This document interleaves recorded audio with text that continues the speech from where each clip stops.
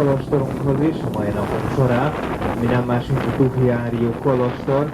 30 méterrel a tengerszint felett a nyugati oldal legrégebbi kolostora, valamint a Szenthegy harmadik legrégebbi épülete. A 10. században alapították, és ma körülbelül 30 szerzetes lakja, 10 kápolna van a kolostorban, és az egyikben található a Georg Gopikosz csodatevő ikon, mely a szűzanyát és egy előtte térdelő, imádkozó szerzetest ábrázol.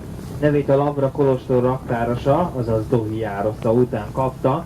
Mihály és Gábor alkangyalok tiszteletére szentelték, ezért sokszor az alkangyalok kolostoraként is emlegetik. Központjában áll az Arkangyalok temploma 16. századból, amelynek tornyát ma könyvtárnak használják.